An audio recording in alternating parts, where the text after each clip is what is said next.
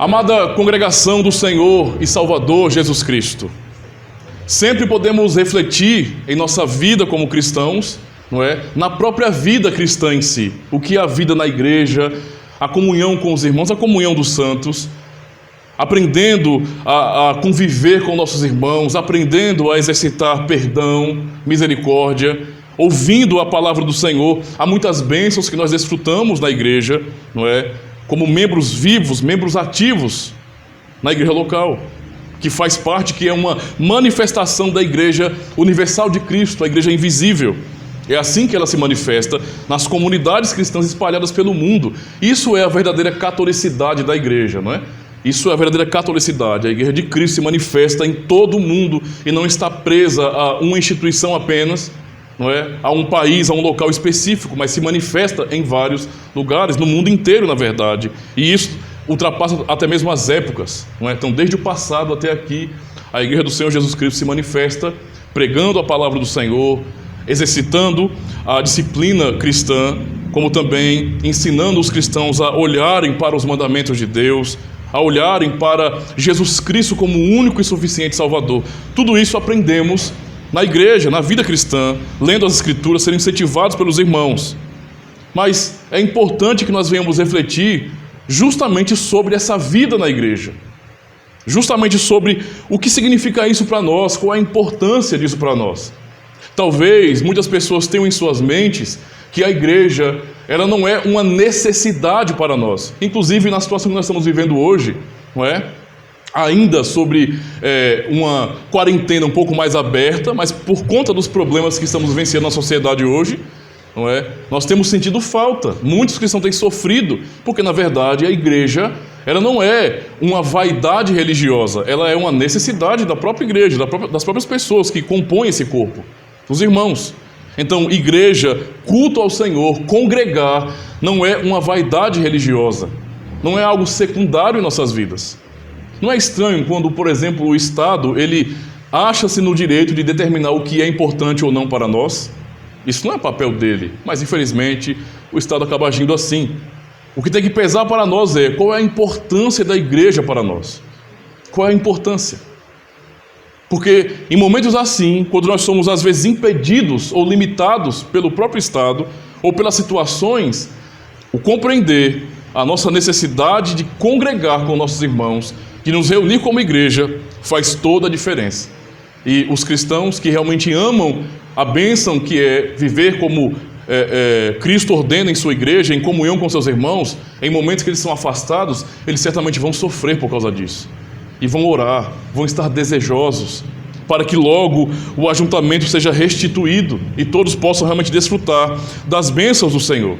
Eu deixo então essa pergunta inicial para os irmãos, nessa introdução, não é?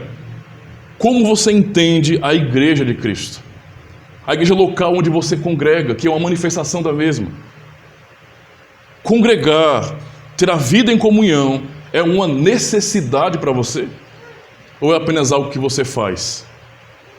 É quem você é? É a sua vida? Ou é apenas uma religião que você pratica? Nós temos que pensar sobre isso, porque se nós tratarmos a vida cristã, a vida do reino de Deus, como apenas uma coisa que fazemos, o que nós praticamos enquanto religião não é diferente daquilo que nós vemos no mundo como paganismo. É a mesma coisa. É só uma coisa que fazemos. Temos que aprender que a vida cristã é um estilo, não é? É a nossa própria vida e não uma coisa que fazemos. Ainda nessa introdução, eu quero apenas ler o artigo 27 da Confissão Belga, porque fala justamente sobre igreja, e apresenta uma definição interessante sobre igreja, que fala bem assim: a igreja católica ou universal. Nós confessamos no credo, agora há pouco, não é, que nós cremos na igreja universal de Cristo, ou poderia ser substituído na igreja católica de Cristo, não tem problema porque a palavra é a mesma, não é? Significa a mesma coisa. E a confissão diz bem assim: cremos e confessamos uma só igreja católica ou universal. Ela é uma santa congregação e assembleia dos verdadeiros crentes em Cristo, que esperam toda a sua salvação de Jesus Cristo, lavados pelo seu sangue, santificados e selados pelo Espírito Santo. Esta igreja existe desde o princípio do mundo e existirá até o fim. Isso é a catolicidade, né? Desde o início do mundo até o fim essa igreja existirá. pois Cristo é um Rei eterno, que não pode estar sem súditos.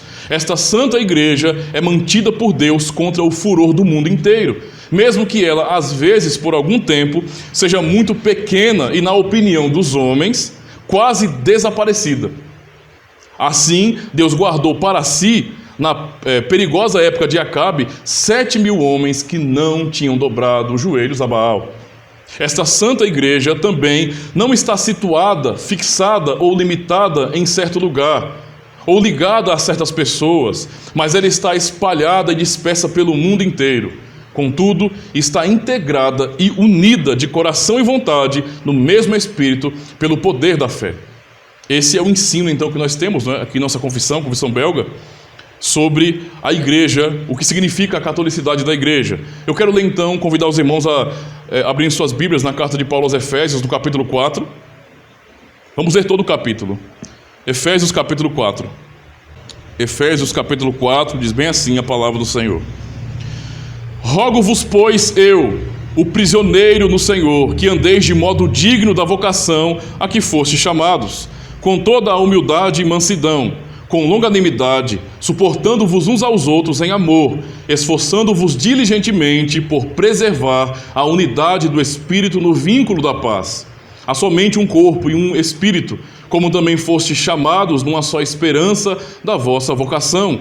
Há um só Senhor, uma só fé, um só batismo, um só Deus e Pai de todos, o qual é sobre todos, age por meio de todos e está em todos. E a graça foi concedida a cada um de nós segundo a proporção do dom de Cristo.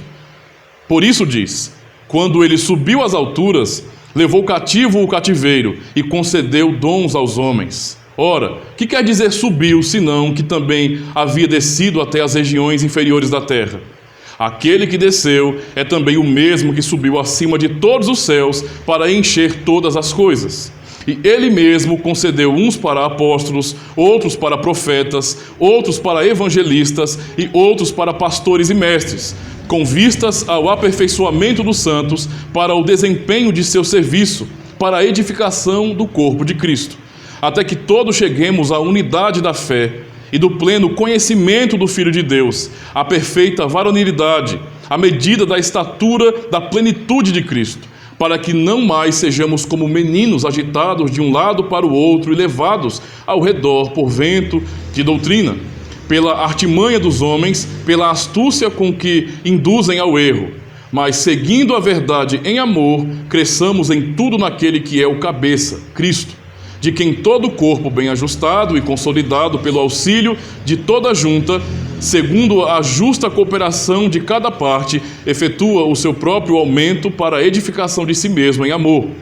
Isto, portanto, digo e no Senhor testifico, que não mais andeis como também andam os gentios, na vaidade dos seus próprios pensamentos, obscurecidos de entendimento, alheios à vida de Deus por causa da ignorância em que vivem, pela dureza do seu coração, os quais, tendo se tornado insensíveis, se entregaram à dissolução para, com avidez, cometerem toda sorte de impureza. Mas não foi assim que aprendestes a Cristo, se é que de fato o tendes ouvido e nele fostes instruídos, segundo é a verdade em Jesus, no sentido de que, quanto ao trato passado, vos despojeis do velho homem, que se corrompe segundo as concupiscências do engano, e vos renoveis no espírito do vosso entendimento, e vos revistais do novo homem, criado segundo Deus, em justiça e retidão procedentes da verdade. Por isso, deixando a mentira, fale cada um a verdade com o seu próximo, porque somos membros uns dos outros. Irai-vos e não pequeis. Não se ponha o sol sobre a vossa ira, nem deis lugar ao diabo. Aquele que furtava, não furte mais. Antes, trabalhe, fazendo com as próprias mãos o que é bom, para que tenha com que acudir ao necessitado. Não saia da vossa boca nenhuma palavra torpe, e sim unicamente a que for boa para a edificação, conforme a necessidade, e assim transmita graça aos que ouvem. E não entristeçais o Espírito de Deus, no qual fostes selados para o dia da redenção. Longe de vós toda a amargura e cólera e ira e gritaria e blasfêmias, e bem assim toda a malícia. Antes, sede uns para com os outros benignos, compassivos, perdoando-vos uns aos outros, como também Deus em Cristo vos perdoou. Até aqui, meus irmãos. Eu quero resumir o sermão dessa noite no seguinte tema, meus queridos irmãos: a nossa necessidade da Igreja de Cristo. Eu vou realmente dar ênfase ao texto que nós lemos de Efésios. É claro que eu vou estar explicando algumas porções do texto para compreendermos todo o capítulo 4, mas eu estarei dando ênfase do verso, por exemplo, 16, do verso 7 ao 16, onde nós aprendemos, não é, sobre o crescimento que nós temos na igreja. Mas eu quero falar então sobre a nossa necessidade da Igreja de Cristo. Na primeira parte desse capítulo, nós observamos de maneira bastante clara, não somente aqui, mas até antes e depois, vemos que Paulo trabalha, depois de expor no capítulo 1 e no capítulo 2, uma doutrina profunda, mostrando que Deus usou os apóstolos para lançar os alicerces da igreja, e depois de falar sobre doutrinas que realmente são profundas, revelações maravilhosas do Senhor, ele começa agora a exortar a igreja a viver de acordo com tudo aquilo que eles ouviram. Então, primeiro eles aprenderam a doutrina, a sã doutrina, a doutrina verdadeira, reta, para depois serem exortados a viver de acordo com essa doutrina, com essa verdade. E aqui no capítulo 4, Paulo começa a fazer aplicações muito importantes para a igreja, mostrando que a bênção que nós já ouvimos sobre Jesus Cristo, o que ele fez por nós, e todo o plano de Deus, porque no capítulo 1, Paulo fala sobre eleição, sobre predestinação, sobre planos eternos de Deus em Jesus Cristo. E depois de falar toda esta glória para a igreja, dando significado para o povo de Deus, ele começa aqui a fazer essas aplicações, mostrando qual é a bênção na prática do que Cristo fez por nós. E ele começa a falar justamente isso, nessa primeira porção, do verso 1 a 6, quando ele fala primeiro sobre o fato de que ele estava preso, por isso ele fala prisioneiro do Senhor, no Senhor, e ele convoca os irmãos a viverem de modo digno da vocação deles. Ou seja, vocês foram chamados em Jesus Cristo, vocês creem nele, portanto vivam de acordo com o chamado que vocês receberam. Se vocês são cristãos, então a vida de vocês tem que ser uma vida cristã, E isso tem implicações maravilhosas aqui. Ele vai falar aqui algo importante para dar ênfase a essa bênção que nós recebemos praticamente na igreja. E então é quando Paulo ele começa a falar a partir do verso 3 do esforço que cada membro do corpo de Cristo deve fazer para manter a unidade no Espírito. É importante compreender isso, irmãos. Quem nos une, a Cristo é o Espírito Santo. Uma vez que ele foi derramado sobre nós, e aconteceu isso inicialmente em Atos dos Apóstolos, no capítulo 2, quando o Espírito Santo foi derramado sobre nós, nós somos ligados pela fé a Jesus Cristo. Somos um com o Senhor. Essa é a verdade que o Evangelho nos ensina. Porém, embora esse seja o ensino claro do apóstolo Paulo, que somos um no Espírito, ainda assim ele trata de nossa própria responsabilidade em guardar essa unidade. Quem nos mantém como irmãos é o Espírito Santo. Sem o Espírito Santo em nós, o mesmo Espírito que opera em nós, nós não seríamos irmãos e não estaremos ligados a Cristo. Mas estando ligados agora pelo Espírito Santo, ele também nos chama a, de maneira responsável, lutarmos para guardar esta unidade. Então ele fala, verso 3, esforçando-vos diligentemente por preservar a unidade do Espírito no vínculo da paz. E então ele vai dizer, isso aqui pode ser bem um resumo, do que é a fé da igreja, a fé católica, a fé apostólica, a fé bíblica, que ele fala, há um só corpo, ou seja, uma só igreja, um só corpo e um Espírito. Como também foste chamados numa só esperança da vossa vocação. Há quantos evangelhos? Há um só. Paulo combate até os judaizantes em Gálatas, No capítulo 1 ele combate-os veementemente e exorta duramente a igreja, dizendo que se alguém pregasse um outro evangelho além do que ele tinha pregado, que fosse anátema, certo? O ponto aqui Paulo está dizendo que há um só corpo e um só Espírito, como também foste chamados numa só esperança da vossa vocação. Ou seja, a esperança da igreja é uma só. É um evangelho só que nós recebemos. Por mais que olhemos para o mundo e vejamos esse relativismo tomando conta do coração das pessoas, para que cada um defenda suas visões pessoais das Escrituras, e o que acontece é isso, demais até. Ainda assim nós precisamos olhar para o que o texto está dizendo e que esse texto não apoia esse relativismo. Veja, não é que não haja divergência, é claro que há, e muita dessa divergência é até saudável para nós. Porque uma vez que nós somos todos homens pecadores, confiar que homens, não é, eles sejam perfeitos em sua interpretação é um erro grande. Então os irmãos não podem confiar em mim como um pastor para ser alguém que vai determinar o que é a verdade. Eu prego aquilo que nós todos cremos e não o que eu creio pessoalmente. Eu apenas esclareço, exponho isso. Por isso nós estudamos juntos, lemos a Escritura, temos os nossos documentos confessionais que são a teologia da igreja desde há muito tempo e não uma coisa que é inventada agora. Tipo, você começa a ler a Escritura, eu acho que é assim agora. E você se desconecta de toda a história da igreja, de tudo o que foi pensado, tipo, só da era cristã, tipo 2000 anos de interpretação bíblica. E algumas pessoas abandonam tudo isso para dizer assim, quem tem a interpretação sou eu. Nós não podemos fazer isso. Isso é arrogância. Nós temos que olhar para que os nossos irmãos, não é, os pais da igreja, os padres do passado, todos aqueles cristãos que se esforçaram por ensinar o evangelho naquele período, eles ensinaram, eles interpretaram, pegar toda essa tradição de teologia, não é, e fazer comparações com o que nós estamos interpretando hoje também. É assim, humildemente, que nós preservamos a unidade. E então, temos uma só esperança, um único evangelho, e ele fala no verso 5, há um só Senhor, uma só fé e um só batismo. Coisas assim, é muito forte isso, né? Há um só Senhor, tem que ficar claro que a igreja tem um único Senhor que é Jesus Cristo. Por isso, homens na igreja, oficiais como eu ou como qualquer outro, não podem ser exaltados na igreja como sendo os manda-chuvas da igreja. Isso é errado. É um absurdo, na verdade, porque a igreja tem um Senhor que é Cristo. Logo, eu não sou Senhor, como vocês, eu sou servo, apenas uma ovelha. Entende? Nós temos que olhar para essa verdade e reconhecer isso. Há muitos cristãos que acabam se perdendo, não aprendendo sobre isso. E acabam confiando toda a sua vida a pessoas que se dizem super especiais, não é? Super próximas de Deus. Isso é um erro terrível, irmãos.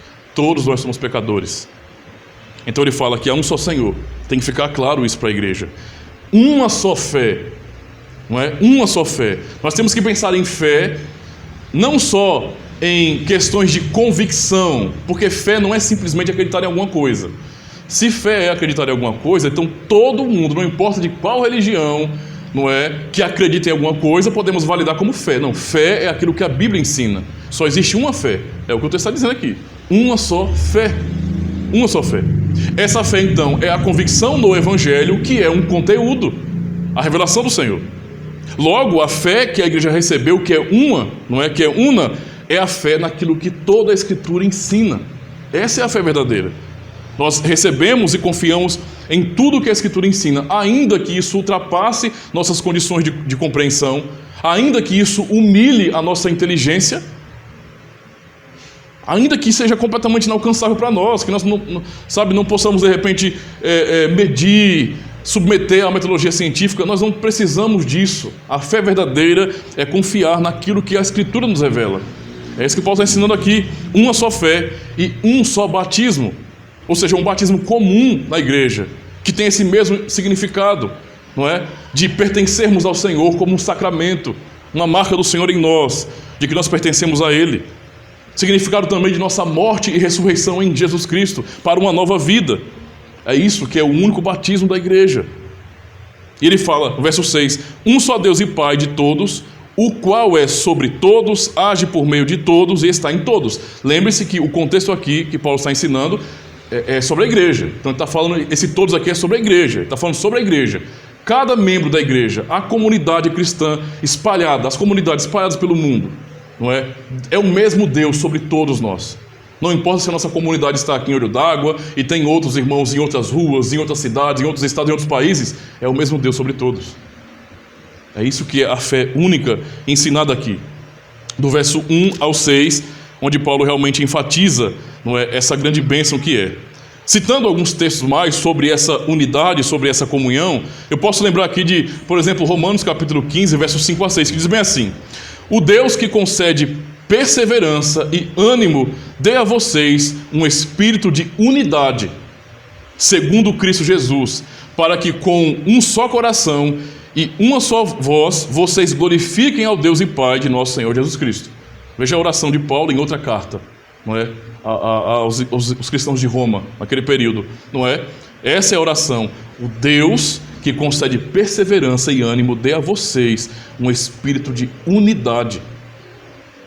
Unidade, ou seja, mais uma vez, está nos responsabilizando também por preservar a unidade da fé, a unidade no Espírito. Ainda citando o próprio Antigo Testamento, no segundo livro das Crônicas, capítulo 30 e verso 12, ele diz bem assim, já naquele período: já em Judá, a mão de Deus, fazendo comparação, não é? Como o Senhor tratava Judá, ele fala: já em Judá, a mão de Deus esteve sobre o povo, dando-lhes unidade de pensamento para executarem o que o rei e os seus oficiais haviam ordenado, conforme a palavra do Senhor. Deus sempre ensinou isso ao povo, unidade. A consciência, a cultura israelita era muito forte com relação a isso. A cultura da igreja também tem que ser a mesma nesse sentido. Somos um povo, temos que estar unidos em um só propósito para glorificar a Deus. Citando ainda mais um texto do Antigo Testamento, Jeremias capítulo 32, versos 38 e 39, ele fala: eles serão o meu povo. Isso promessa, não é? A promessa do Senhor. E essa promessa ela vai ser realmente cumprida com toda a sua plenitude, justamente no porvir, novo céu e nova terra. Lá haverá esse reinado perfeito de paz. E aqui ele fala: eles serão o meu povo. Inclusive, se você vai ler esse texto e ler Apocalipse 22, você vai ficar espantado, não é? Com a semelhança, porque são as mesmas verdades sendo ditas ali. Aqui é a promessa, lá é a demonstração, a revelação do cumprimento dessa promessa. Então ele fala: eles serão o meu povo e eu serei o seu Deus. Darei a eles um só pensamento e uma só conduta, para que me temam durante toda a sua vida, para o seu próprio bem e o dos seus filhos e descendentes. Veja o que Deus falou por meio do profeta Jeremias sobre unidade, para que todos pudessem temer igualmente ao Senhor, tendo uma só forma de pensar. Agora, irmãos, vejam como a questão da unidade da igreja é algo tão importante. Nós aprendemos isso nos apóstolos, mas o nosso Senhor Jesus Cristo, ele orou a esse respeito. No capítulo 17 de João, quando ele faz a sua oração sacerdotal, ele ora não só pelos discípulos que estavam ali, presentes com ele, mas ora também por nós, porque ele vai citar por todos aqueles que ainda vão crer por meio da tua palavra. Então eu quero ler esse texto, João 17, verso 20 a 23, que diz bem assim: minha oração não é apenas por eles, ou seja, referindo-se aos discípulos ali presentes, rogo também por aqueles que crerão em mim, ou seja, nós estamos aqui. Ou seja, lá, 2000 anos atrás, Cristo orou por nós, não é? Por aqueles que crerão em mim, por meio da mensagem deles. Ou seja, por meio da pregação apostólica, não é? Da doutrina apostólica, para que todos sejam um, Pai, como tu estás em mim e eu em ti. Veja a oração de Cristo para que nós tivéssemos unidade, não é? Que eles também estejam em nós, para que o mundo creia que tu me enviaste. Deles a glória que me deste, para que eles sejam um, assim como nós somos um, eu neles e tu em mim. Que eles sejam levados à plena unidade, para que o mundo saiba que tu me enviaste e os amaste como igualmente me amaste. Que oração profunda do Senhor Jesus, orando por nós, orando para que nós fôssemos um. É por isso que há tanta exortação nas cartas apostólicas, para que a igreja seja unida, por causa disso, porque essa é a oração do Senhor Jesus Cristo, que venhamos desfrutar de unidade. Sua oração realmente é maravilhosa. Ele está dizendo: para que, como eu sou com o Pai, um com o Pai, vocês sejam um em mim. Como isso é possível, irmãos? Que entendam que profundidade isso é. Como é que eu, um ser humano pecador, miserável, posso ser um com Cristo? Cristo é Deus. Como é que eu posso ser um com Ele? Isso, sabe, está além da compreensão às vezes e na verdade é algo fora do comum. Como é que eu posso ser um com Cristo? Ele é Deus, eu sou homem, pecador. Ele é santo, eu não. Mas aqui essa é a oração do Senhor. E é justamente pelo Espírito Santo habitando em nós que nós somos ligados a Cristo. Porque o Espírito de Cristo é o nosso Espírito. Romanos capítulo 8, Paulo ensina, não é? E se alguém não tem o Espírito de Cristo, esse tal não é dele. Falam dessa comunhão do Espírito em nossa própria vida. Então essa é a primeira parte do nosso texto aqui. A segunda parte Eu não vou dar tanta ênfase assim, porque depois no final que eu vou enfatizar essa parte aqui, mas eu preciso realmente citar algumas coisas importantes. É sobre os dons nessa igreja, não é? Por que eu preciso da igreja? Primeiro, porque a igreja é o povo que foi unificado pelo vínculo do Espírito Santo. Agora, a igreja também manifesta dons. O texto diz, no verso 7, e a graça foi concedida a cada um de nós, segundo a proporção do dom de Cristo. Então, uma coisa importante para compreendermos, os dons não são nossos, são dons de Cristo. Ele é quem dá dons ao seu povo.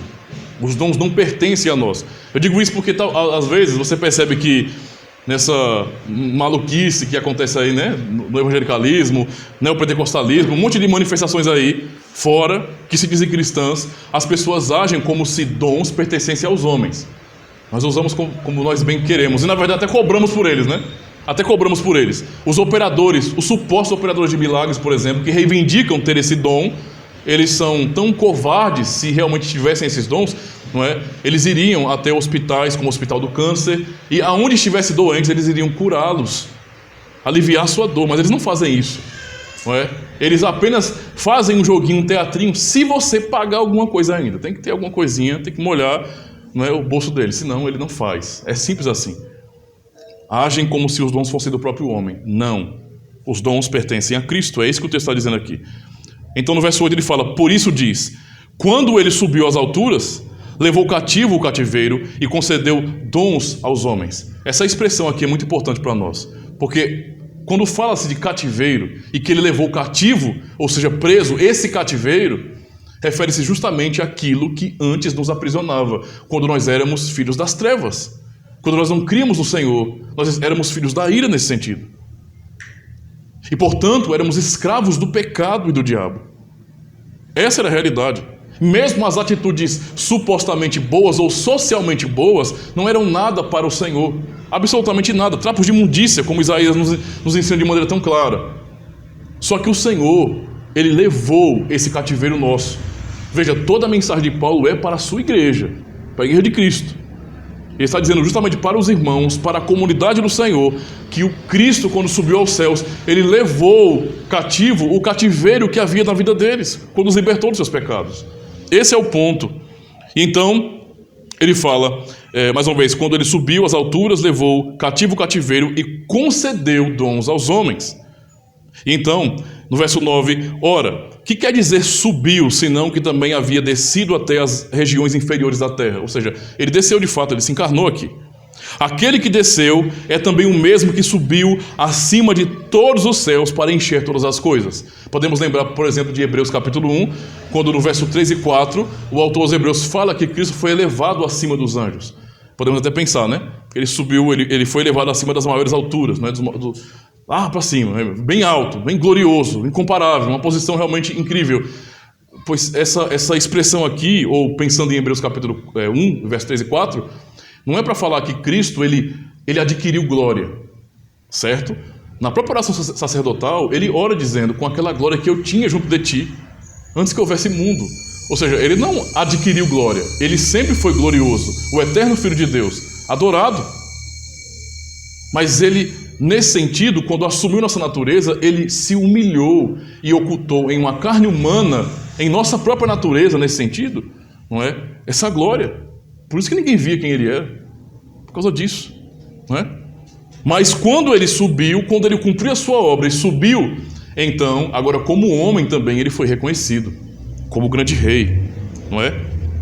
Para encher todas as coisas, como o Colossenses 1 vai nos ensinar de maneira tão maravilhosa, nele reside toda a plenitude da divindade.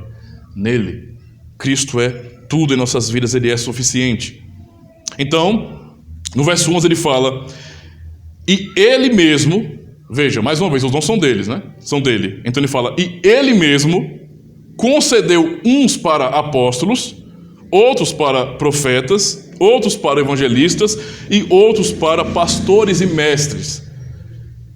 Ou seja, a existência de ofícios na igreja, o objetivo de Paulo é falar aqui sobre os ofícios em sua ordem, não é? Quando foram dispensados sobre os homens. Então, o que o Senhor realizou primeiro? O que ele fez primeiro na vida dos homens em termos de ofícios, de dons nesse sentido, ministeriais? Ele primeiro chamou os apóstolos. Foi os primeiros a ser chamados. Entende? Isso aqui não está ensinando que as pessoas hoje podem se ordenarem ou ordenarem outros apóstolos. Isso não existe. Isso não é bíblico de jeito nenhum.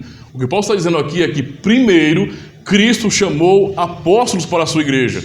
E no capítulo 2, Paulo vai ensinar justamente isso, que os apóstolos foram justamente os primeiros. Por quê? Porque eles lançaram os alicerces da igreja, os fundamentos da igreja.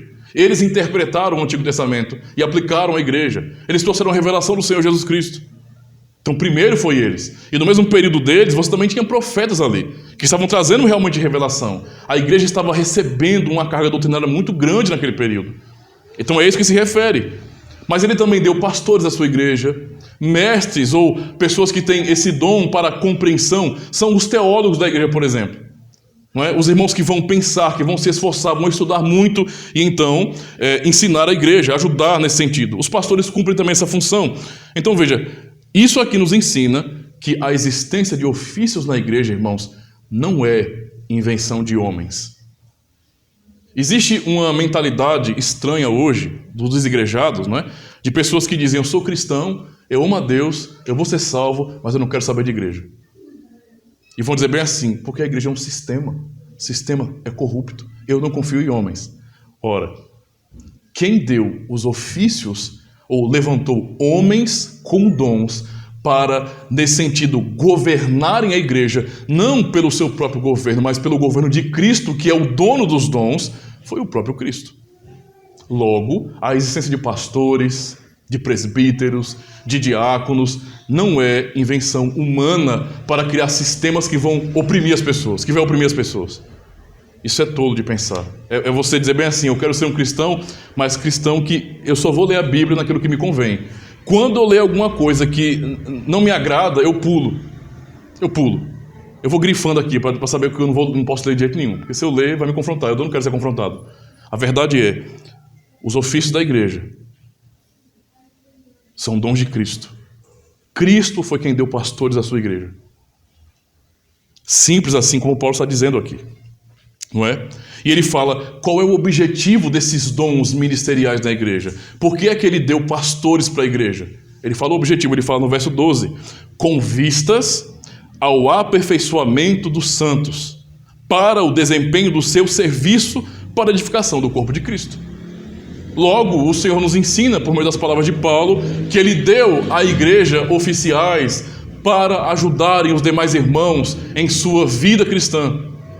Então somos nós, pastores, por exemplo, quem estamos empenhados em nos dedicar à oração e ao estudo da palavra para expormos a palavra de Deus, aplicando, mostrando as implicações da vida cristã, para que os irmãos possam ouvir esse ensino e então se comprometerem com Jesus Cristo cada vez mais. É assim que funciona. É o que o texto está ensinando aqui sobre a vida na igreja, não é? O objetivo é o aperfeiçoamento dos santos. Logo, eu posso compreender que se há uma rejeição dos ofícios, também não há aperfeiçoamento dos santos.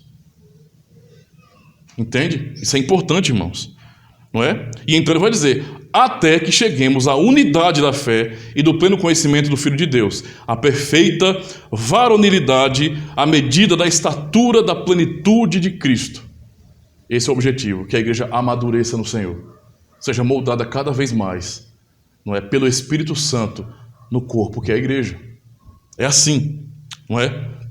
Eu vou então adiantar para a terceira parte, mas eu quero ler aqui uns versículos importantes também, quando fala dessa questão dos dons. Por exemplo, Tiago 1, verso 17, nós vemos bem assim, toda boa dádiva e todo dom perfeito são lá do alto, descendo do Pai das luzes, em quem não pode existir variação ou sombra de mudança. Ainda mais, Romanos capítulo 12, versos 7 e 8, ele diz bem assim, se o seu dom é servir, sirva, se é ensinar, ensine, se é dar ânimo, não é? Que assim se faça.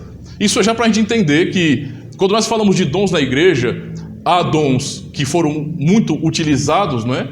Que Deus abençoou o seu povo no período do início da igreja cristã, onde foi necessária a pregação do evangelho, feita por homens galileus, homens judeus que não tinham conhecimento cultural avançado, extenso, e então pelos dons do Espírito Santo ali, eles puderam confirmar a igreja com milagres e também falar na língua das pessoas que estavam ali. língua de estrangeiros, eles falaram ali, certo? Mas ele deu, além de dons espirituais naquele período, dons ministeriais que continuam na igreja, mas não são apenas dons ministeriais. Sabe o que significa, irmãos? Que não foi somente eu, como um pastor, que recebi dons. Cada irmão, cada membro do corpo de Cristo também recebeu dons do Senhor. Por isso que nós temos essa expressão aqui. Por exemplo, se o seu dom é servir, então sirva. Não é? Sirva. E isso não está se falando de ofício, não. É para os membros comuns da igreja, não é ofício. Se o seu dom é servir, sirva. Se é ensinar, ensine. Se é dar ânimo, como é que pode alguém motivador nesse sentido ser um dom? Não é? As nossas características, nosso caráter em si, não é? Quem nós somos, isso é uma bênção para nossos irmãos também. A variedade que existe na igreja. Então veja, se é dar ânimo, que assim se faça. Se é contribuir, que contribua generosamente. Se é exercer liderança, que a exerça com zelo. Se é mostrar misericórdia, que faça com alegria. Tudo isso nos mostra aquilo que o próprio texto de Pedro vai dizer agora. Por exemplo, 1 de Pedro 4, verso 10, diz bem assim: cada um exerça o dom que recebeu para servir os outros, administrando fielmente a graça de Deus em suas múltiplas formas, ou a multiforme graça de Deus. Eu estava falando ontem, lembrando para minhas filhas, perguntando, acho que mais Stephanie, eu perguntei para ela sobre uma frase que o tio Ben, né, ele fala para o Peter Parker um pouco antes dele morrer no filme, né? E uma frase que marca é o que ele fala para ele. Ele fala: com grandes poderes vem grandes responsabilidades. Pois bem, é justamente isso, olha. Cada um exerça o dom que recebeu para quê? Para si próprio? Não, para servir aos outros. Os dons que o Senhor nos deu, a nossa própria vida tem um propósito de servir aos nossos irmãos, ao nosso próximo e não a nós mesmos. Por isso eu comecei a raciocinar. Qual sentido teria se alguém se formasse em medicina para ficar se curando o tempo todo e não se importasse com os outros? Qual o sentido disso? Eu sou formado em medicina, então eu conheço todas as técnicas aqui medicinais antigas e modernas, mas eu só realizo qualquer tipo de tarefa medicinal em mim. Eu só faço remédio para mim e só para mim acabou. Todo mundo se vire. Isso não tem sentido. Tudo que nós recebemos do Senhor é para manifestar no mundo, é para abençoar os outros, é para o bem do nosso próximo. E isso na verdade, o ensino sobre os dons da igreja. Agora, irmãos, Paulo continua aqui ensinando uma coisa muito importante. Ele fala então primeiro sobre a unidade da igreja, sobre os dons que Deus deu para serem dispensados na igreja, e que os pastores, na igreja, os oficiais, eles ajudam os irmãos a amadurecerem para que eles possam também exercer os seus dons na igreja. E então Paulo começa a falar sobre uma coisa importante. Ele fala que existe uma diferença então da igreja para o mundo. Existe uma clara diferença da vida cristã, da vida do povo de Deus, para a vida ímpia, a vida de quem não tem compromisso com Cristo. E do verso 17 ao 24 ele ensina justamente isso. Ele fala bem assim: isto, portanto, digo e no Senhor testifico. E o que ele faz agora é lembrar dos irmãos também. Ele fala bem assim, olha, que não mais andeis como também andam os gentios. Paulo usa essa expressão, embora que a igreja aqui, a maioria era gentios, né? Mas ele fala sobre gentios usando justamente essa palavra para identificar pessoas que não tinham compromisso com Cristo, que não eram da igreja e que, portanto, tinham uma cultura diferente. Uma cultura que não tem nada a ver, por exemplo, com a moral, com o pudor, com o respeito, com o amor ao próximo, mas era uma cultura egoísta. Então ele fala bem assim: isto, portanto, digo e no Senhor testifico, que não mais andeis como também andam os gentios na vaidade dos seus próprios pensamentos. Ele quer fazer isso para fazer uma distinção clara para aquela igreja de que a vida cristã é uma e a vida fora de Cristo é completamente outra. E que então tem que ficar clara a diferença entre um cristão e uma pessoa que não é cristã. E isso acaba com o nominalismo de uma vez, né? Isso já nos ensina de cara que se dizer cristão sem ser compromissado realmente com Jesus Cristo e com o Evangelho em sua vida na igreja é uma falácia, é uma loucura das pessoas. Isso acaba com o nominalismo, de dizer bem assim: eu sou cristão porque meus pais, quando pequeno, me conduziram para ser batizados. Olha, que bom que você conduz os seus filhos ao batismo, mas também tem que haver o ensino, e eles têm que se comprometer também com Jesus Cristo. Isso é importante demais. Não, eu sou cristão porque minha família toda é cristã. Isso não existe, irmãos. É claro que há uma importância muito grande da família na vida de cada indivíduo. Isso realmente é maravilhoso que se entenda assim. Mas nós não podemos nos segurar, nesse sentido, no nominalismo. Eu sou porque meu pai é. Não. Tem que haver compromisso da pessoa com Jesus Cristo. Senão, você não é um cristão. Não é um cristão. Ser um cristão é seguir a Jesus Cristo. Se não for para ser assim, então é só um nome vazio. Não serve para nada. Não tem sentido nenhum. Que cristão é esse que não segue a Cristo? Virou o quê? Um rótulo de modinha? Não. É realmente seguir a Jesus Cristo. Então ele fala então que esses irmãos, eles não devem andar mais como eles andavam antigamente. Realmente ele convoca os irmãos a se lembrarem. Como vocês eram no passado? Vocês não temiam o Senhor.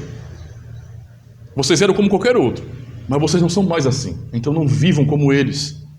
Tem que haver diferença da vida de vocês para a vida deles. Diferença no vestir, e eu não estou falando de usos e costumes, entenda isso. A gente não tem que criar regrinha para as irmãs todas venham de saia. Os irmãos, não, isso não existe. O cristão tem que ter consciência diante da lei de Deus para ter pudor e com maturidade saber como ele se veste. Você não precisa de mais do que isso, não. Precisa criar... Temos 10 mandamentos, você cria mais 15 mandamentos para esse tipo de assunto e mais uns 10 para outro. Não precisa disso aí. O princípio da Escritura é suficiente para nós. Então tem que haver diferença, sim. No vestir, no falar, no pensar, no desejar, em tudo. Porque é a minha vida diante do Senhor. Essa é a diferença que Paulo fala aqui. E ele fala como que era então a vida de vocês e como são os gentios então, os que não creem no Senhor. Ele fala, obscurecidos de entendimento, alheios à vida de Deus. Quando uma pessoa diz então, olha, eu não quero saber de igreja não, mas olha, eu tenho uma fé em Deus, terrível, né? Terrível mesmo, porque eu tenho uma fé em Deus muito grande, né? Eu acho muito bonito. Sim, meu irmão, mas o que você acha que é a igreja, o cristianismo? É o quê? Uma coisa bonita, assim, da cultura? É uma coisa diferente, né? Porque está no mesmo nível de qualquer outra religião aí pagana. Qual é a diferença? Não, é porque eu acho bonito isso aí, né? Eu acho que onde está se falando o nome de Deus é uma coisa bonita. Sim, mas qual é o teu compromisso pessoal com Ele? Isso é importante compreender. Porque o texto aqui, Paulo fala que os gentios... Ou seja, aqueles que eles não fazem parte do corpo de Cristo, eles não têm Deus no coração coisíssima nenhuma. Então esse negócio de dizer assim, eu não sou da igreja, mas eu tenho Deus no meu coração. Mentira. A Escritura ensina que é mentira.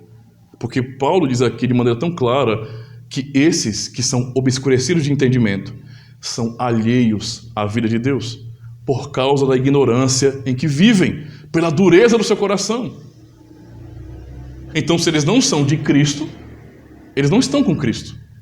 Pelo contrário, eles são alheios à vida de Deus. Eles estão afastados, longe. Eles não têm nada a ver com a vida cristã. Nada a ver com o Senhor. Então é uma tolice romântica e cultural dizer que eu sem igreja, eu sem compromisso real com Cristo, eu tenho Deus no meu coração. Conversa fiada. Você tem sentimentos culturais no seu coração. Porque você está cercado de uma cultura que é de nascente cristã, você confia nisso. Você aprendeu a ouvir o credo, a oração do Pai Nosso, coisas que você aprendeu em igreja católica romana, igrejas evangélicas. Então há toda uma cultura na sua mente e você acha que isso é ter compromisso com Deus, quando está claro que você não tem. Paulo está dizendo isso aqui para os irmãos. E ele fala, no verso 19, os quais, tendo se tornado insensíveis, se entregaram à dissolução para com avidez cometerem toda sorte de impureza. O que se observa no mundo, na cultura mundana cada vez mais, sendo demonstradas, né, culturalmente, é essa maldade, essa impureza. Entende? E o mundo trata, então, o respeito, o pudor e a pureza como sendo uma coisa detestável, retrógrada, coisa de puritanos, quando é isso que a Escritura ensina que deve ser a vida cristã. Paulo está dizendo para a igreja, vocês que são povo de Deus, o Senhor chamou vocês para serem diferentes do mundo. Tem que ficar claro que há uma diferença aqui. Porque se não há diferença, como é que pode vocês dizerem que o Espírito Santo de Deus habita em vocês? Por mais que vocês sejam pecadores, como todos nós somos, ainda assim, nós estamos em um processo, como pecadores, de santificação. Então eu tenho que lutar contra essas coisas. Eu não posso aceitar isso como sendo normal na minha vida. Isso é meu passado, acabou. Quer dizer que eu não vou cair? Não, eu sou um pecador, peco todo dia e só vivo pela misericórdia de Deus. Porém, eu tenho que ter em minha consciência que como cristão eu tenho que lutar contra essas coisas. Lutar.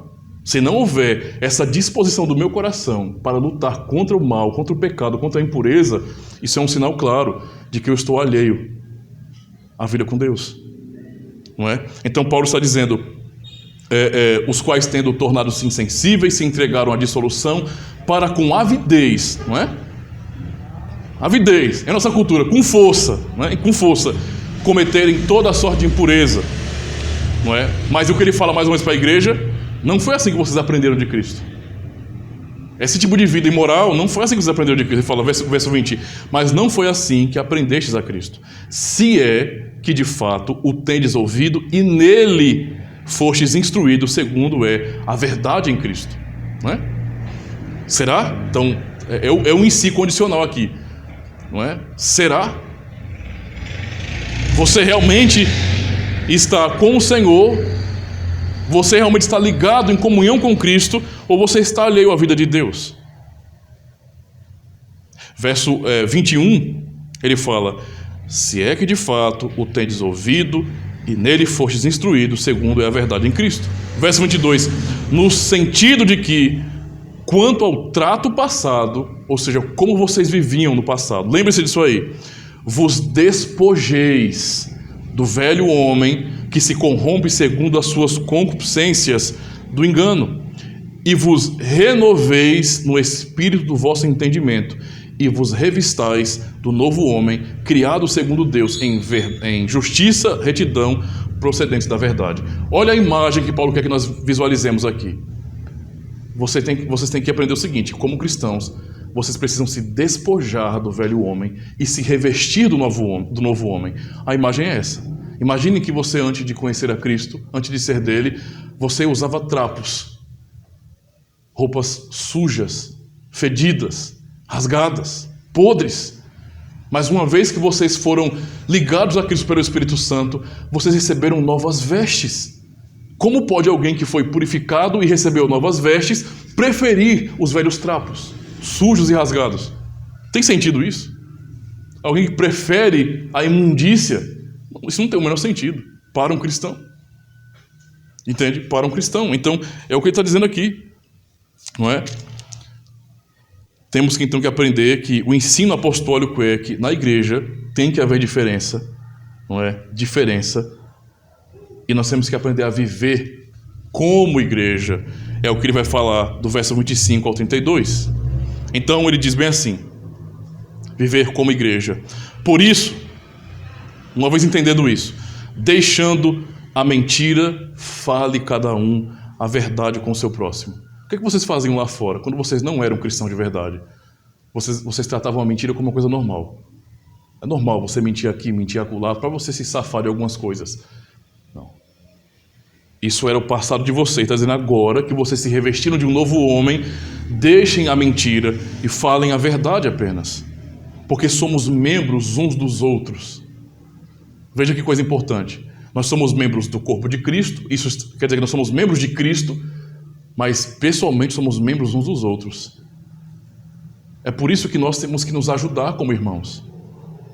Sabe quando olhamos para o funcionamento do nosso corpo, como nós precisamos da nossa perna, não é? Do nosso braço, das nossas mãos, de tudo em nosso corpo, como é tudo tão útil. Assim são nossos irmãos. Assim é a comunhão na igreja. Nós precisamos uns dos outros para que a nossa vida funcione. Aquilo que eu não tenho, o dom que eu não tenho, outro irmão tem, e esse irmão pode suprir minhas necessidades, entende? Nós nos ajudamos, é assim que funciona, não é? Por exemplo, quando tem que trocar alguma coisa no telhado de casa, eu jamais vou subir, eu vou chamar o irmão Iranildo, ou o irmão mais leve, né? Por quê? Porque eu não tenho dom para isso não, filho. Esse negócio de altura não dá para mim não. Então assim, na verdade, eu estou usando esse exemplo para poder explicar que cada um de nós tem algo muito importante para cooperar com o corpo, e é uma bênção para os outros irmãos. Até mesmo o nosso jeito de ser, alegre, que abraça, isso é uma coisa tão boa, irmãos. Nem todo mundo é assim, óbvio. não é? Mas é uma coisa muito boa na igreja. Tem que haver os mais sérios, tem que haver os irmãos que abraçam mais, que sorriem mais, tem que haver toda essa variedade na igreja, para o nosso próprio bem, para que venhamos cooperar uns com os outros. Ele fala então, irai-vos e não pequeis.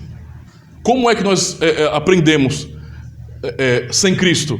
Eu me iro, eu fico com raiva e vou agir de acordo com a minha ira. Não, ele fala, irai-vos e não pequeis. Não se ponha o sol sobre a vossa ira, nem deis lugar ao diabo.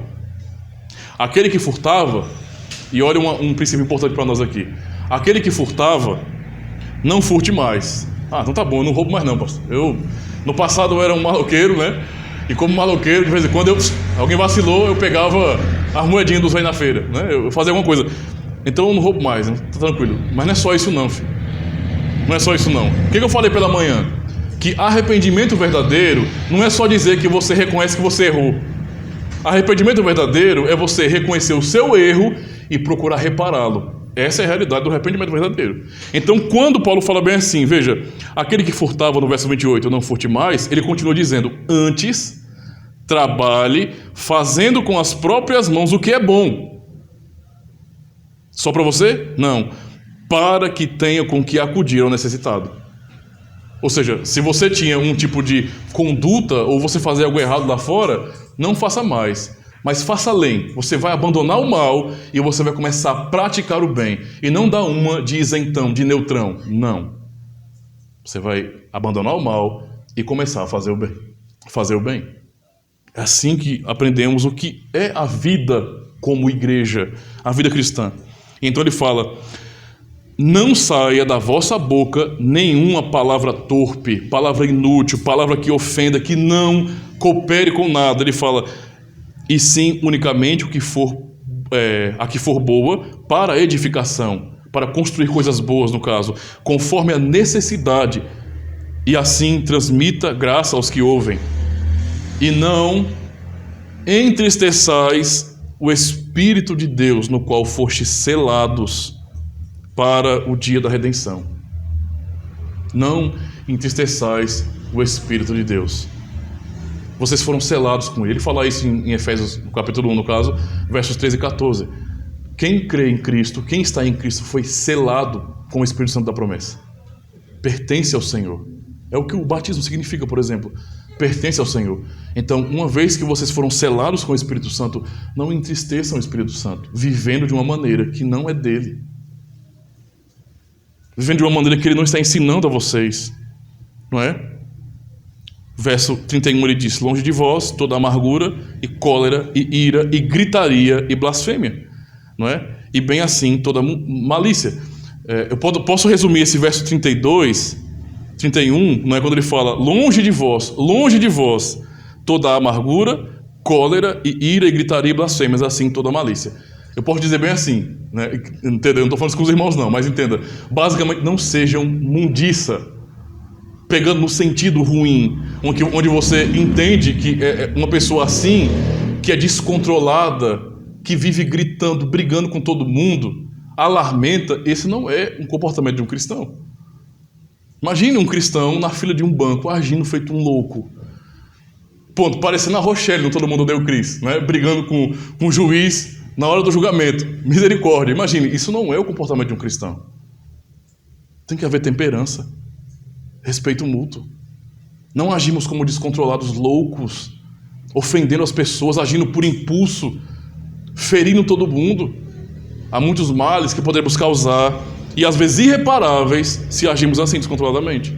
Falamos o que não devemos falar e magoamos as pessoas. Acabamos com amizades. Como cristãos temos que lutar contra isso. Ele fala então, antes, sede uns para com os outros, benignos, compassivos, perdoando-vos uns aos outros, como também Deus em Cristo vos perdoou. A vida cristã é uma vida que tem que ser vivida no perdão.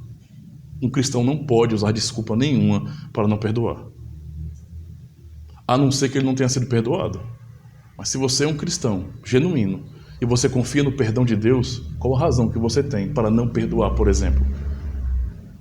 É claro que há implicações sérias para isso, mas a vida de um cristão é aprender uma coisa: eu recebi de graça, como é que eu posso cobrar para dar algo assim que eu recebi de graça. Cristo não me cobrou nada para me perdoar. Ele me perdoou. Morreu por isso. Morreu por isso. Como é que eu posso cobrar para dar perdão às pessoas? Não é? Então eu quero agora partir para essa última parte, para a nossa conclusão, dizendo, justamente dando ênfase e lembrando do verso 7 ao 16, falando sobre a nossa real necessidade da igreja. Eu quero ler, aproveitando aqui, o artigo 28 da Confissão Belga. Eu li o artigo 27 anteriormente na introdução, e agora o artigo 28. O dever de juntar-se à igreja. O que nós reformados confessamos. Observem, esta Santa Assembleia, que nós já aprendemos lá atrás, que é o povo de Deus, que existe no mundo desde o começo e existirá até o fim dele. Então esta Santa Assembleia é a congregação daqueles que são salvos. E fora dela não há salvação. Olha a palavra pesada agora. Essa Assembleia, essa igreja é a congregação, a reunião daqueles que foram salvos. Não é? Lembre-se, irmãos, a igreja de Cristo ela se manifesta de duas maneiras. A igreja católica ou a igreja universal de Cristo é a sua igreja invisível, não é? Nesse sentido, então, nós não a enxergamos, porque ela é a igreja dos verdadeiros filhos de Deus, aqueles que realmente creem, não os hipócritas, não é? Ou os que são enganados ali, são aqueles que realmente creem no Senhor Jesus Cristo, e eles estão espalhados pelo mundo. Mas essa igreja que é invisível, ela se manifesta fisicamente por meio das comunidades cristãs. Quer dizer o quê? Que na igreja de Cristo, a santificada do Senhor, a sua amada noiva, todos estão salvos. Quem faz parte dessa igreja invisível. Agora, quem faz parte da igreja local ou da igreja visível, não é? Nem todos realmente creem. Nem todos realmente confiam no Senhor de verdade. Há muitos que estão por razões culturais, razões de que, porque eu acho aqui um ambiente legal, eu gosto das pessoas, mas não é porque crê no Senhor Jesus Cristo. E fazer parte de uma instituição não salva ninguém, quem salva é Cristo. Se agarra a Ele, ou você está perdido. Então aqui o ponto é, esta Assembleia é a congregação daqueles que são salvos, e fora dela não há salvação. Por quê? Porque a igreja é o corpo de Cristo. E fora de Cristo, nesse sentido, é que não há salvação. Cremos, então, que ninguém, observe com atenção, ninguém, qualquer que seja a posição ou qualidade, deve viver afastado dela e contentar-se com a sua própria pessoa.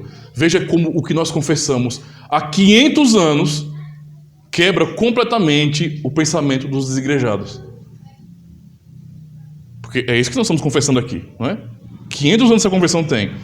Então, nós não temos o direito, não é direito nosso, se somos cristãos, nos afastar da igreja, não é? Mas cada um deve se juntar e se reunir a ela, mantendo a unidade da igreja, submetendo-se à instrução e à disciplina, curvando-se diante do jugo de Jesus Cristo e servindo para a edificação dos irmãos, conforme os dons que Deus concedeu a todos, como membros do mesmo corpo. Então, é dever nosso, enquanto cristãos, nos reunir como igreja e então manifestar os dons que Deus tem nos dado para o bem do próprio corpo de Cristo, nossos irmãos, não é? Para observar melhor tudo isso, o dever de todos os fiéis é, conforme a palavra de Deus, separar-se daqueles que não pertencem à igreja e juntar-se a esta assembleia, em todo lugar onde Deus a tem estabelecido.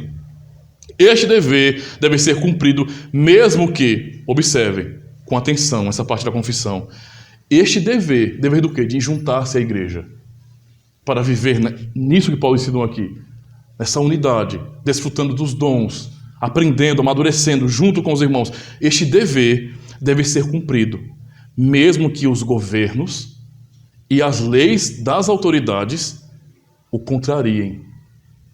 E mesmo que a morte ou a pena corporal sejam consequências disto. Olha o que nós temos em nossa confissão. E para os irmãos ficarem um pouco mais esclarecidos, quando essa confissão foi feita, o seu autor foi morto por causa disso. Quem escreveu isso e os cristãos que confessaram essa verdade não estavam vivendo em um país livre de verdade, de jeito nenhum. Eles estavam sendo perseguidos. Muitos foram presos e mortos, perderam suas propriedades, e eles confessavam essa verdade. Por isso ecoa hoje para nós, onde nós estamos recebendo aqui o conhecimento do que vem a ser a vida na igreja e o nosso compromisso com ela.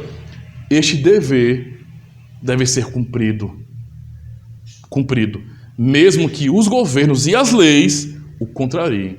Significa dizer o quê? Que hoje, se, irmãos, o nosso governo, o nosso Estado quiser impedir as nossas atividades de reunião, entendeu o que eu estou dizendo? Se eles lançam uma perseguição oficial contra a igreja para nos impedir, como cristãos, temos o dever de nos reunir, mesmo que sejamos lançados na cadeia, ou até paguemos com a nossa vida por causa disso. Porque ser cristão é isso. Não é dizer, eu estou com Cristo e quando a coisa pega, depois eu volto, viu, Cristo? Não. É estar com Ele. Entende? É tomar a cruz e ir até a sua própria morte. É isso que é ser um cristão, fazer parte da igreja. Por isso, se e quando, não vou nem dizer se, porque eu não posso nem colocar se agora não. Eu sei que é quando, porque o mundo não está melhorando. Vai ficar cada vez pior, mais difícil ser um cristão de verdade. Tanto pelas tentações do mundo, como também pela própria ação do Estado, muitas vezes. Não é à toa, não. Há tantos anos, os cristãos têm sido um pouco ridicularizados no Brasil. E demais até. Desrespeitados. Então isso vai cada vez mais deixando a nossa vida mais estreita, mais difícil. E vai chegar uma hora, como já aconteceu em vários outros países, que seremos proibidos. E se quiserem nos proibir, se somos crentes de verdade no Senhor, que nos prendam e que nos matem, mas não vamos abandonar o dever que nós temos para com o Senhor. Ele é o nosso rei. E na verdade Ele é rei não só sobre mim, Ele é rei sobre todo mundo. Ele é rei sobre toda essa terra, sobre todo esse universo. Entende? Ele é a razão da autoridade de um presidente, de um parlamento. Ele é a razão. Ele é o poder. Ele é a razão do poder. Por isso temos que manter o nosso dever de se juntar à igreja. E então eu quero aqui concluir refletindo justamente sobre a nossa real necessidade da igreja, irmãos. Lendo o primeiro texto de Hebreus, capítulo 10, verso 25, diz bem assim: não deixemos de reunir-nos como igreja, segundo o costume de alguns. Não imitem isso, não é? Mas procuremos encorajar-nos uns aos outros, ainda mais quando vês que o dia está próximo. Esse é o mandato do Senhor, não é? Atos, capítulo 2, verso 44, os que criam mantinham-se unidos e tinham tudo em comum. A fé verdadeira nos une, e não há quem possa separar isso.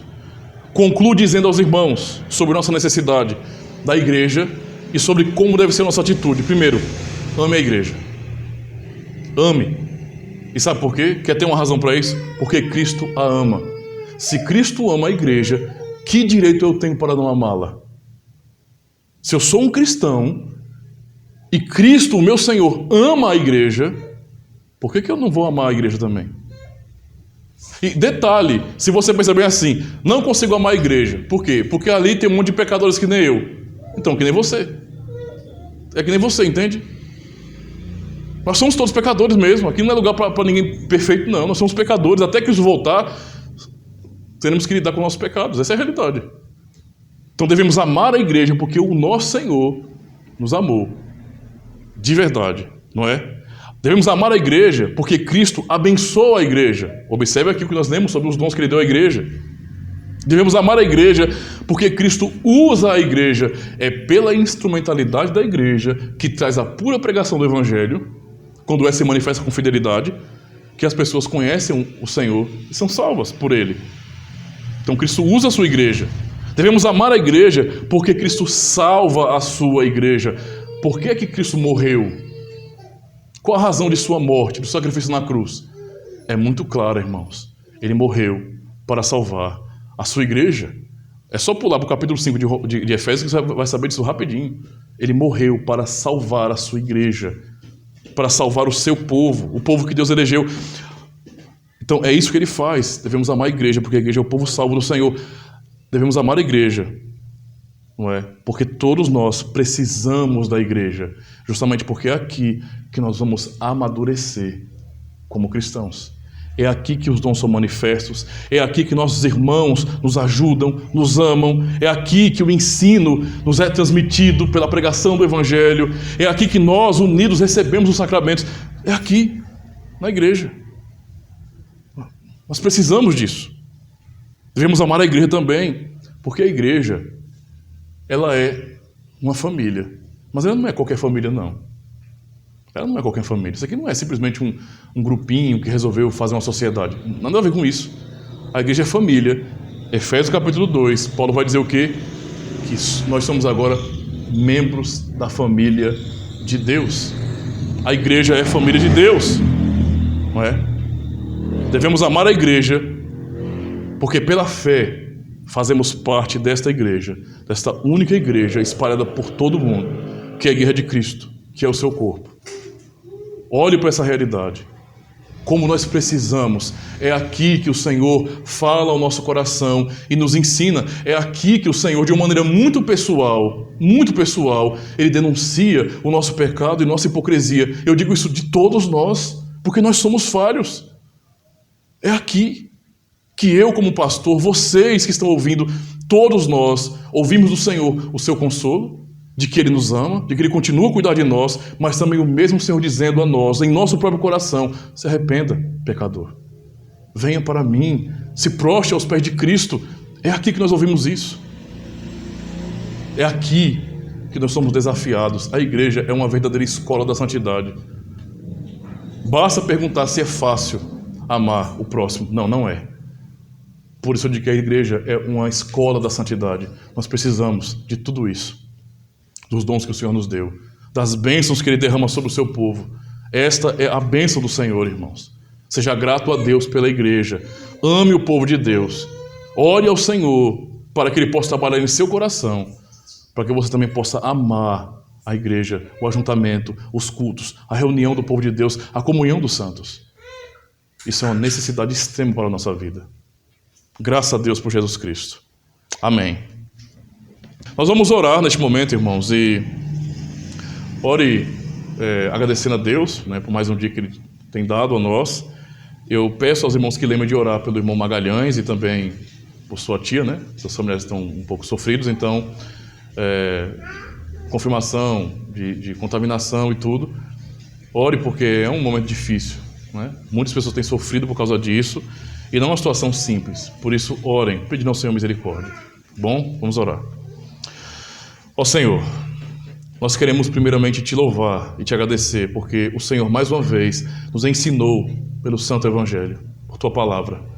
Obrigado, Senhor, por nos trazer conhecimento acerca da Tua Igreja, de como devemos amar a Tua Igreja, amar o Teu povo, e termos realmente prazer nos Teus santos, como nós aprendemos a cantar no Salmo 16. Ó Senhor, tem misericórdia do Teu povo, para que essa unidade seja verdadeira, que venhamos batalhar juntos por esta fé. Batalhar juntos, ó Deus, para preservar a unidade do Espírito no vínculo da paz. Que venhamos desfrutar da igreja, desfrutar dos dons do Senhor derramados aqui.